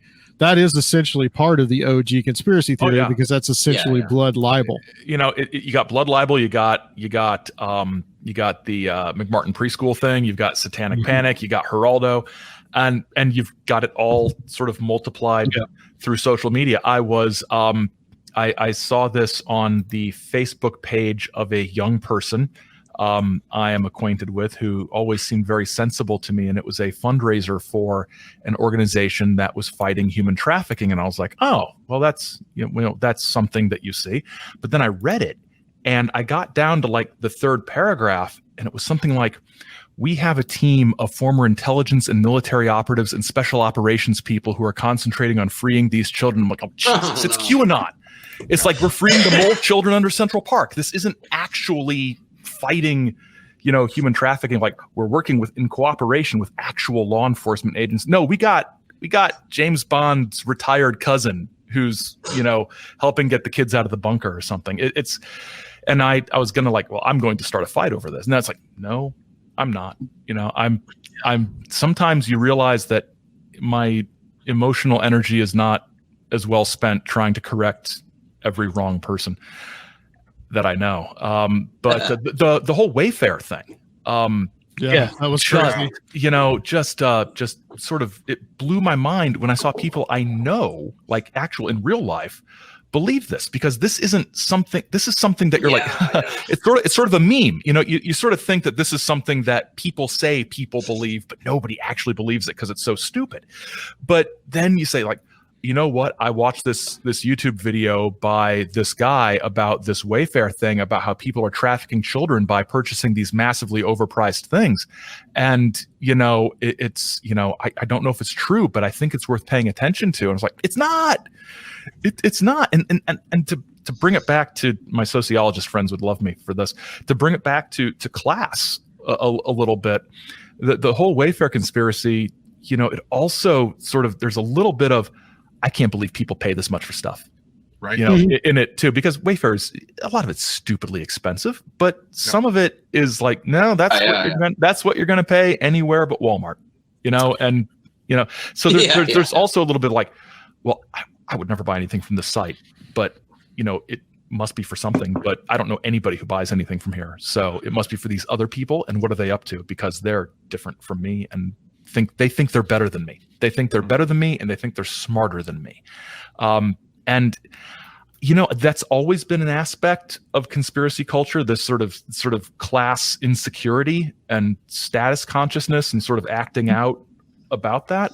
But I think social media makes it much more widespread and awful and visceral than it might be. And it touches people who wouldn't have been touched by this stuff back in the 90s. We all got into all this stuff. Is so fringe. I mean, not to get all, get off my lawn, but does anybody read a damn book anymore? I mean, it's all the fucking YouTube. And I bought a couple books that were about Nasara for this book project I'm working on. I was like, oh, Nasara books, awesome. I can, primary sources. I'm not making this up. I'm pretty sure 90% of it is just transcribed YouTube stuff. It's just a YouTube narration that somebody self-published. And I'm just like, it's going to be on YouTube, so just wait for those comments. And I mean, I love you, YouTubers. You're it already is on YouTube. You're an apologist for the global pedophile elite. Oh gosh, I don't care if you get your information from YouTube, but double check it against something that somebody. I was going to say put some time into. One of my friends who's a conspiracy guy. He orders like everything and tries to stay current on everything. And he showed me this book that he had ordered off Amazon, which was a QAnon book. and it was called like I'll have to find the name and send you guys the links, but you can't sample it. Like the sample pages are just photographs online, so you can't really read the book. But what's interesting is it's called like the development / maze recovered or something like that, and QAnon, right? And it's like 450 pages, and it's literally someone took like from Project Gutenberg, like public domain communist books, and like republished them and circled certain words and just put that out as a book. I got to do that. I can make some money with that. And like it sells, and people buy it, and they're like, "Oh, look, that word is circled, and it's on page 13 and 13. If you go to page 31, if you invert it, it's the same word is circled." And you know, the 31st of the month, this happened, and I mean, it's unbelievable. It's just a giant lark. Yeah. Wow. That's amazing. Yeah, just getting the information from that's the biggest thing that you see now. It's just like that's where people get all their information from is YouTube or Facebook, and it's like the memes and the hashtags. I mean, like the Save the Children hashtag was basically a legitimate hashtag that got hijacked essentially. Yep. And you know, the Wayfair thing, the real conspiracy theorist in me makes me think that just like that could have been some kind of maybe industrial sabotage, because I mean, if like to compete, like a competing company with Wayfair could have been like, go start a rumor that they're shipping children in these overpriced cabinets. Yeah. It's freaking IKEA, man. Yeah, I was going to say, IKEA's got their own operation. All these Swedish kids are being shipped places. So. Oh, okay. Because all those items have names, right? Yeah. Uh-huh. But people were just like, what you end up getting is Chinese seed packets. So. Yeah. Yeah. Didn't you get some of those, Sergio? Didn't you get some Chinese seed packets? I've got a few bags of them. Yeah. Real story here. My wife was like sent me what she does is like she texts me like 18 Amazon links and says buy this, So I one of them was like some zinnia seeds that she wanted for her flower bed, and I was like, I ordered them. Like, okay.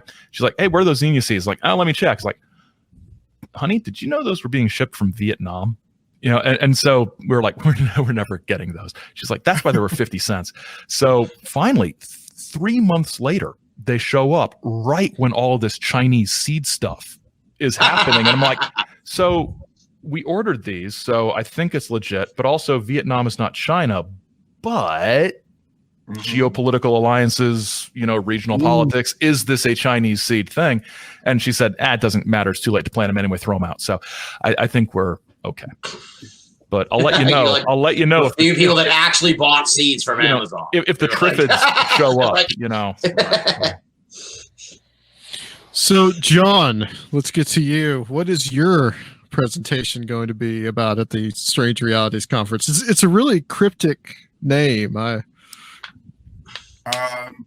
So, I mean, it's going to be something like this. It's going to be one of the things that I've been so fascinated with watching this over. I mean, it's so strange to think that in 1990, I gave my first lecture on the Kennedy assassination. Like, it's so strange to think that was over 30 years ago. Like, it just blows my mind.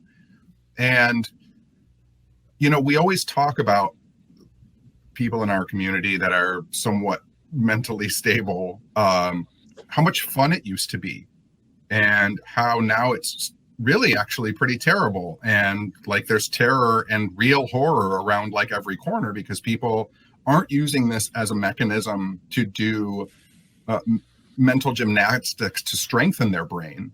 They're using it as a supplement for actually thinking and creating well-formed opinions and ideas. So I wanted to do a lecture about like how when you dive into conspiracy theories, whether you are left or right or middle ground, by believing in them, you all eventually will end up back in the same place. Very much like whether or not you want to love Big Brother, like Winston does at the end of 1984.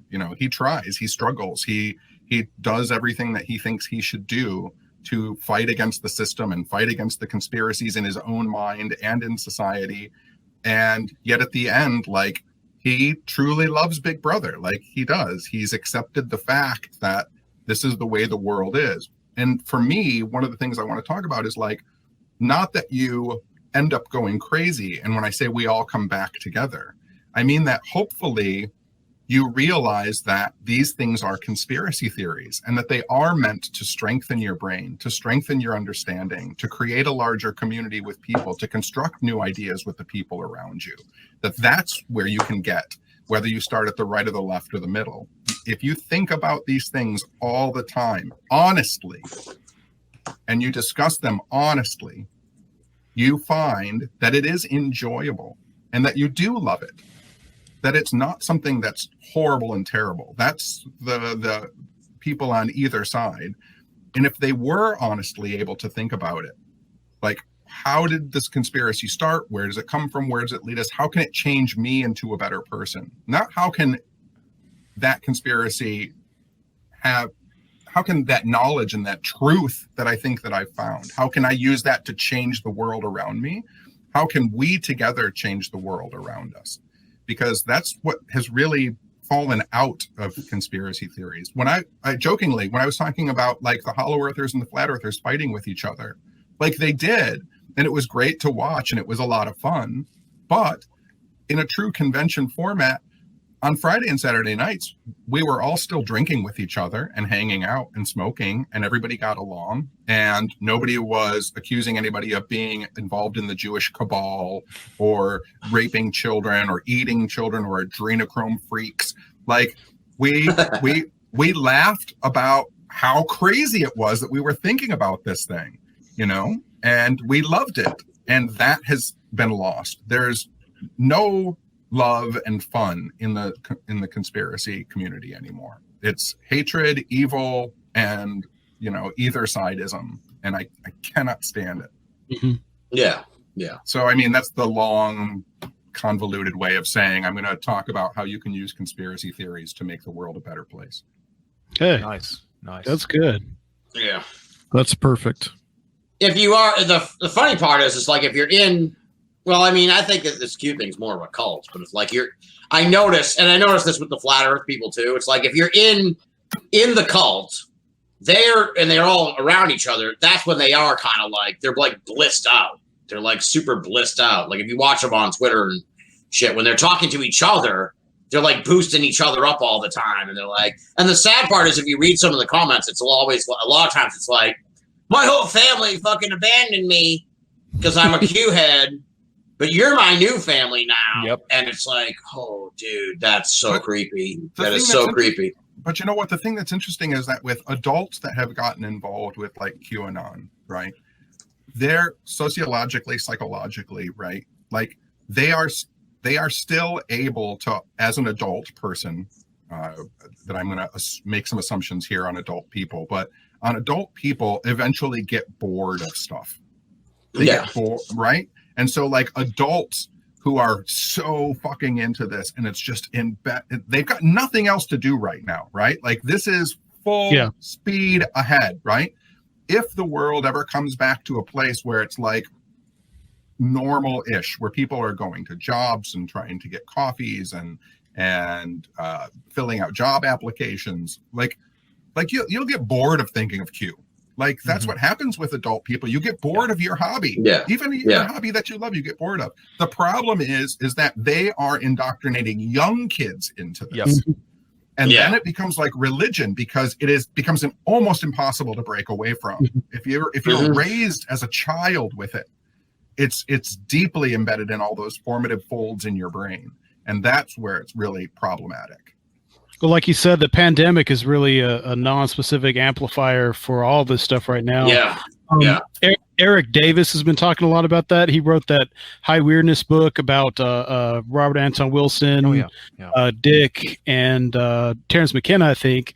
And he wrote a blog recently on his website that's talking about the idea of Chapel Perilous and getting in conspiracy theory, breaking with consensus reality, being this initiatory experience, and that perhaps during this pandemic right now, with the popularization of all these conspiracy theories, like our society as a whole is going through Chapel Perilous. But the prescription for that is that kind of that agnosticism that Wilson talks about, using conspiracy as a game and embracing synchronicity, but not turning into a true believer, using radical doubt and keeping your doubt and not just jumping to some other conclusion, that seems like similar to what you're saying. And I think it's the only way we can probably like save some of the better elements of this culture that we're all part of. The biggest problem is, I agree completely with you. The biggest problem is that Chapel Perilous is fucking perilous. Like, it's for a reason, man. Like, you lose your fucking mind, and the watchers at the gate, like, they don't want to fucking let you through, and you don't know if they're there to help you or hurt you, and it gets pretty fucking dicey. And I mean, for these kind of metaphysical, occult, philosophical like discussions, like, honestly, and I mean, generalizing, like, fucking America is not ready for that kind of philosophical discussion. Like, we're not, as a country, we were not raised to understand Chapel Perilous and deep rooted philosophies of the mind. Like, my parents, living with them, I watch my mom with her dementia, and the thing that's unbelievable to me is that the only thing that she ever really remembers is money. Where's my money? And do I have to go to work? Like, that's what's so deeply embedded in her brain. That's the thing that doesn't go away. Sometimes she doesn't remember who I am, but she wakes up every morning asking if she has to go to work. Wow. Yeah. How fucking terrible as a society that's the way that people have become programmed. Yeah. Well, and now that this is disrupting it, all these people have a lot of time they didn't have. Yeah, that's the thing. And Aaron mentioned this, and I'm really interested to know how many other of you guys have experienced this. I try to avoid Facebook because it's just like awful. But obviously, I accumulated a lot of friends from like high school and shit, and college, mostly high school. But the point being that, like, what really blew my mind was like people I knew were getting indoctrinated into this. Where it was like, these weren't just people that I was kind of knew following on the fringes through Twitter. I mostly stay on Twitter nowadays, so that's where I follow a lot of QAnon watchdog accounts like Travis View and a few of those other folks. So that's where I see like complete strangers who are really mixed up in this stuff. But then I go on Facebook and it's like a woman I went to high school with. And, another person I knew from when I was in like 2 or 3 or 4 people I went to high school with, like sharing like Plandemic and sharing that Save the Children thing. And I'm like, I know this person. And like one of them, it was like, I hadn't checked in on her in a while. And I was like, her thing came up and I was like, what the hell? And like, I went to the page and it was crazy because you could like trace it back. You look at people's timelines on their page. You like go back to like February, March. All of a sudden, it was like this switch went off, and it was just this flood of fucking Plandemic shit. Like as soon as the lockdown started, and it was like, oh, she lost her fucking mind, dude. This is crazy. And I really like, because I like to troll people. Like I'm a lighthearted social media troll. So like, I really wanted to just post like, hey, Susan. We'll say it's not her name, but hey, Susan. I just wanted to know, like, when the fuck did you lose your mind? Like, what the fuck happened to you? Like, seriously, I literally, like, I wouldn't call myself a professional conspiracy theorist, but like, I'm a professional in the world of conspiracy. Listen to me. You're fucking crazy. This is not like the avenue you want to go down. Please trust me. I've been studying conspiracy theory for like a decade plus. Just don't do this. But you don't want to get involved because they're already so indoctrinated and so they're such true believers. Like Aaron was saying. Well, it's and I've especially come to this point. Now with social media, where I'm just like, I'm not going to change their mind, so I'm just not going to do it, and I'm not going to engage these people because it's just going to be a huge waste of time. So, but yeah, I've noticed people I know. That's the scariest part. People I know becoming, because that's when it's like, this is really fucking getting big. What I was gonna say is sort of going back to what John was saying about how, you know, the young people are being sort of acculturated to this stuff coming up. You know, it's like kids who are raised in a religious tradition, regardless of what that religious tradition is, there usually comes a point where they either, you know, there's sort of three pathways. One is like they run screaming away from it when they can. The other is they sort of lockstep, just don't think about it, just keep doing that. And the third is they sort of step away, or sort of off to the side and say, you know, I think this is what I believe. This is sort of, yes, I'm okay with this. And I've looked at other things and I've thought about it on my own. Sort of going to back to what my talk is going to be about with sort of the sort of positive, sort of, you know, sort of rapture-like conspiracy theories that are out there. I don't think we've had another time where so many conspiracy theories like the sort of hardcore UFO disclosure and QAnon and NESARA type stuff. I don't think we've had as many sort of almost salvation-oriented conspiracy theories. So they're much more like, you know, traditional salvation-oriented religions, as, you know, more so than they used to be. I mean, nobody's gonna, you know, well, fewer people are going to just like go all in on, yep, gonna haul me off to a FEMA camp, just might as well lean into it. But if, you know, they're gonna cancel out all my student loans and all my credit cards, and the bad guys are finally going to Gitmo and everything's gonna be fine, I can believe in this. And this is a heaven that I can experience without dying. And I just got to hold on until it happens. I mean, we're already partway there with all the great people that are in office and in power right now. And they're going to clean things up, and everything is going to be fine. Everything is finally going to be fine for people like me. Regular, ordinary, working Americans, real Americans. You know, that's always the telling phrase is, you know, real Americans. Like, real Americans where? Detroit? You know, they're real. You know, Flint, they're real. It's We're real. utopia. We're here. Yeah, it's utopia. Well, it's an interesting. Sorry to interrupt, Aaron, but you were saying it's interesting because I don't know if I talked about this with you, John, or someone else on my show this summer. But what you're describing, in a sense, connects kind of to like something I've been complaining about with the please forgive me, UFO world, because where it's like I was saying, it's like back in the day, people were like, I'm a UFO researcher. They actually did research. Now it's just like, you know, UFO world, they just fucking react. That's it. They just react to what's happening. And that is almost the case, too, with the Q stuff, where it's like they just wait for the latest Q drop. They just wait to be told what to think instead of, like, actually researching anything. And it must be something with the culture in general, or maybe it's through social media or what.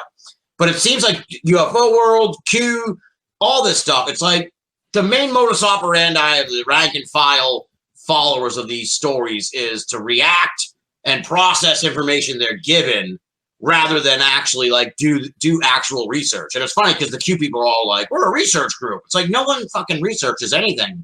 You know, a handful of you guys do. And then you put it out to these people and then they consume it. But it's like most of the people are just reacting.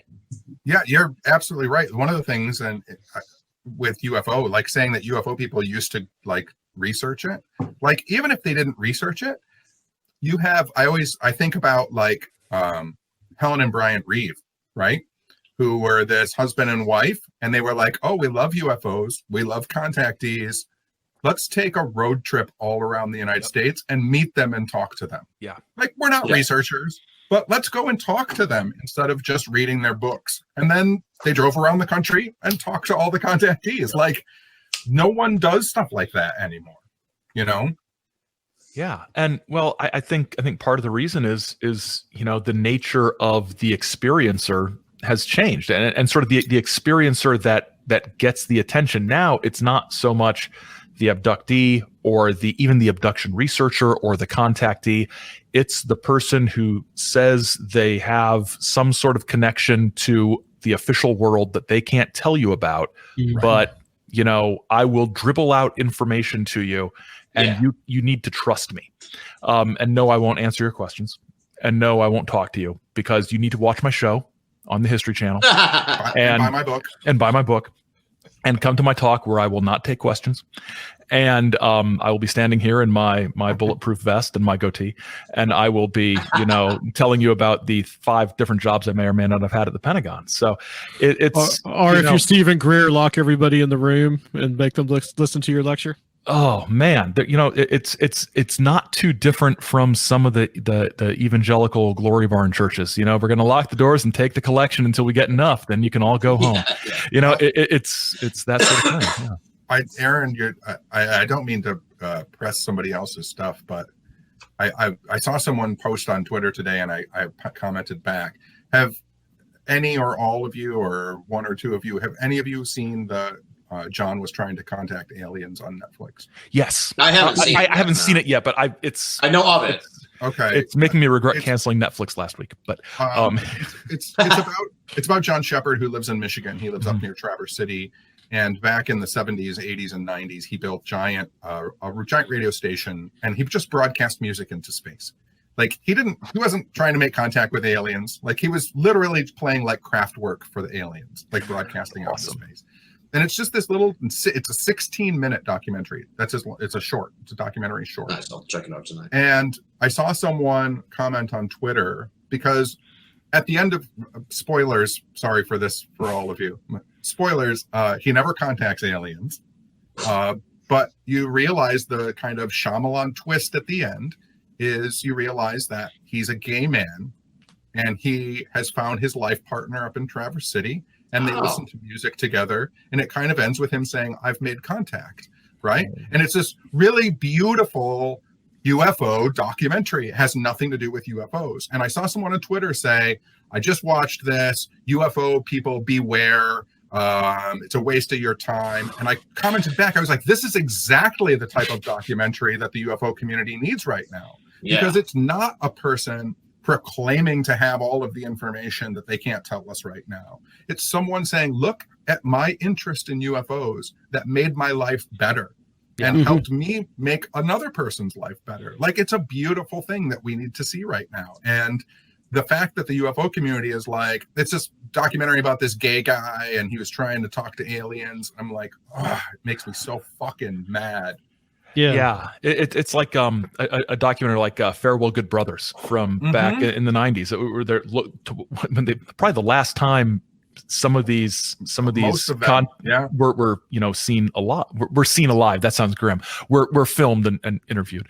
But you watch it, and this is a slice not just of UFO history. This is a slice of Americana. This is a slice of sort of outsider art. It's people's lives that they've like the Mengers. That this whole soap opera. It's a soap opera. The Menger story should be an HBO series. It should be. Absolutely. I'll write it. I'll get my union card. I'll do whatever it takes. I will write the series. But in something like that today, it would just be, you'd have sort of the hardcore sort of career skeptics on the one side saying, well, we all know that the contactees were liars and scammers and grifters. And then on the other side, be like, well, I didn't think there was really enough about the reality of the aliens and what we know about the aliens. And, lost in all of this would be, here are, 8, 10 interesting stories about interesting people and their lives and their beliefs and how they saw the world around them. And you're so blinded by your anti-UFO-ness or your pro-UFO cover-upness that you can't see like the reality of what this phenomenon is, which is individual experiences and how people have dealt with these experiences and expressed them and how that's affected the culture around them. And I think how whether or not that they were true, the brothers, the Space Brothers, whether or not they were real, preached all the same thing, which was try and get along. Right. The world is very precious. Right. Work with each other. That's why I like Buck Nelson so much. His story is so crazy, but it's so beautiful. It's this lonely man who all of a sudden has friends and is holding UFO conferences, and people are talking and laughing and commiserating, and he's building what the Space Brothers, were preaching. Yes. He's built a community. Yes, it's It's funny you mentioned Buck Nelson because that came up in the first segment too with Buck Nelson. Oh yeah, it did. Not in a good light though. Hey, Bo the dog is awesome. There's a dog named Bo in it. Everybody shut up. It's awesome. Oh, that's right. Okay, Bo was the dog, and Little Bucky was the spaceman. Little Bucky is the spaceman. Yeah. Okay. Okay. Excellent, guys. Thank you. Go ahead, John. Here, I have an original copy of Buck Nelson's book. I actually have 3. Oh, hell yeah. Nice. If anybody wants one, I'll think of a number now between 1 and 10. If you want to play the game, make your number guess now. 6. 7. 4. 2. It was 8. Oh shit! So that was what I was gonna say. Tim, is that you? Are you highest? Who was highest? Guess, yeah. I was 7. Yeah, I guess. Yeah. All right. Tim gets Buck Nelson's book. All right. Hey. Awesome. Hey, Tim, wasn't there a surprise? Yes. Tonight? All right. Yeah, I was going to mention that before we wrapped it up. Aaron will appreciate this. In true pro wrestling form, we want people to tune in to the big Strange Realities conference the end of September, 25th, 26th, 27th. And I was asking you, that's why I was bothering you about when we're going to do these group chats. What I was talking about with you last night, Adam, was like one of the things I really loved last year, and I do love about these conferences, is the hangout. And especially like the downtime, because and Aaron experienced this too when we were in Canada, and John too when we were in Portland. So I've hung out with all you guys at different conferences. But I really just loved we would go to like grocery stores a couple of times with Aaron and you guys at Conspirinormal. We went to the grocery store to pick up shit. So and it's always kind of find weird stuff. So I was at the grocery store a while ago and I got these, and we're not opening them tonight. We're going to open them at the Strange Reality Conference. This blew my mind, and I'm really interested in what this might be. Okay, this is Captain Crunch Smart Food Popcorn. Yeah, I know, right? There you go. That's messed up. What? Crunch Berries. That's weird. Yeah, it's Smart Food. There we go. Okay, Smart Food Captain Crunch Berries Popcorn Mix. And I don't know what, I think they put Crunch Berries in with the regular Smart Food. I don't think it's like Captain Crunch Berry Smart Food flavor, but this was on a display right at the end of the aisle when I was checking out, and I'm like, "What the hell's going on in Massachusetts, Tim? What's going on out there?" It's legalization, I think, has led to that. This is grim. You see, it's a limited time flavor. So I got a bag, and we're gonna open it when we do one of the group chats over Strange Realities Conference. And I'll open those up, nice. At the event. You're a test market, and because you bought that, this is going to roll out all across the damn country. It's you'll like have me to thank for it. You see, by the way, you can all thank me because when I was in high school and they test marketed strawberry Pepsi in my town, I encouraged people to avoid it at all costs because what the hell. You have me to thank for the lack of strawberry Pepsi in your lives, but now we're going to have Captain Crunch flavored popcorn because of Binnall here. And, I just talked about on Twitter. I gave a thumbs down to someone had me try a hot dog water martini. Yeah, I saw you mention something like that. Yeah. So you take the water that you boil a hot dog in and add gin to it. It's not great. No. Yeah, that sounds terrible. So, John, was that up to the was that offered to the YouTube audience too? Oh, is there a YouTube audience? There is a YouTube audience, and Dave Altman says that he guessed 7. He must have popped in. I had 8 was my number. No one guessed 8. And Tim, I already promised it to Tim.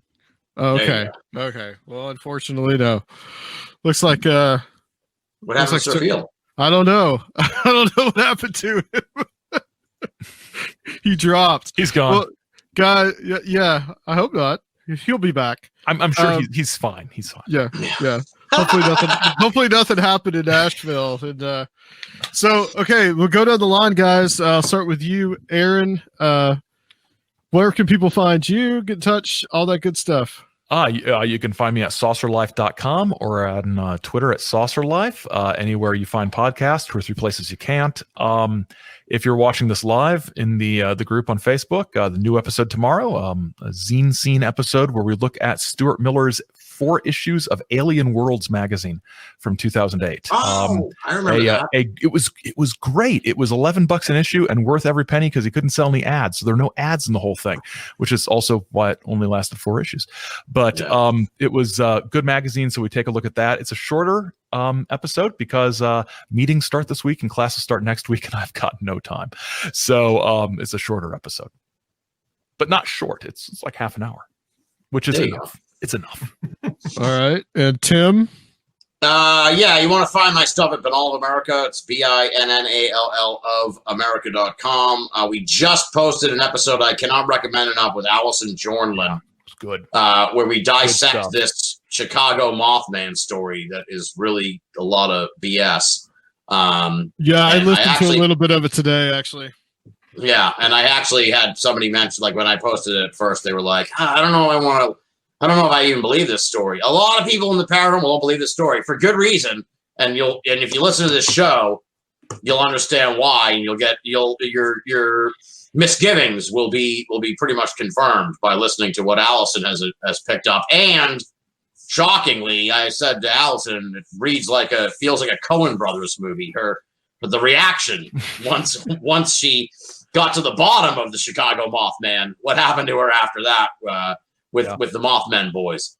And then this coming Friday night, the Conspirinormal folks will definitely want to tune in. Friday night, 9 p.m., we're going to have Adam and Sir Phil on to talk about strange realities and just other stuff, I don't know. I promise the listeners, it's not going to be like an infomercial. It'll be a conversation just like tonight here, a real conversation, not just like, let's go down the list of speakers. So it'll be a genuine interview, and it'll be a lot of fun. So that's 9 to 11 on Friday night. September 4th. So yeah, tune in for that. And it's Binnall of America, BINNALL of America. And follow me on Twitter if you want. I'm really active on there. Binnall, BINNALL. Okay. And Mr. Tenney. Weirdlectures.com. Everything, all my social media is John E.L. Tenney. I tell people all the time, you can just go to Google and type Tenney, Tenney, and weirdo, and then follow any trail it leads you to. Okay, guys. Thank you so much for doing this. Stay with us here. I'm just going to take you off the stream for a little bit. And Sergio and I can go ahead and just close the show here. And I'll bring you back in after that. All right, man. Are you there? I'm froze. You're froze? Okay. Can you hear me? Yeah, I can hear you. I can hear you just fine. Cool. You've just got my froze face there. I just got your audio. There you are. Hey.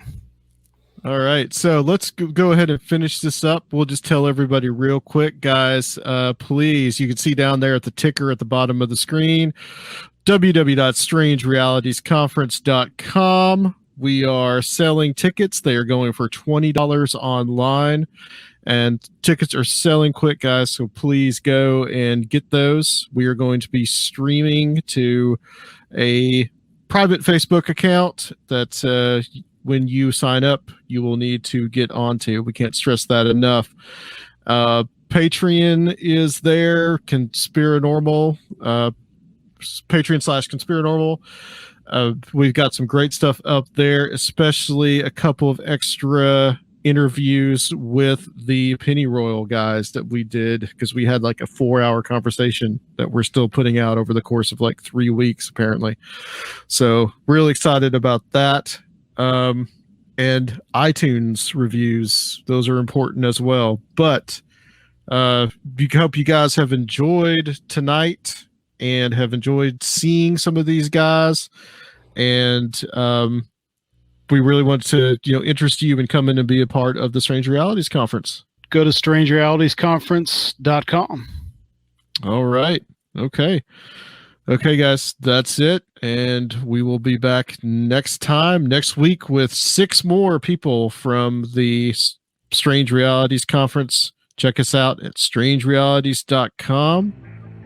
And we will be back next week on Conspirinormal.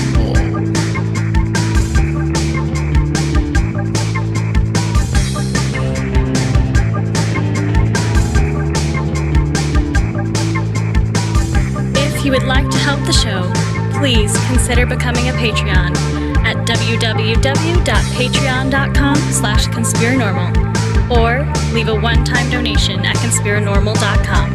And please check out our YouTube channel, Conspirinormal Podcast.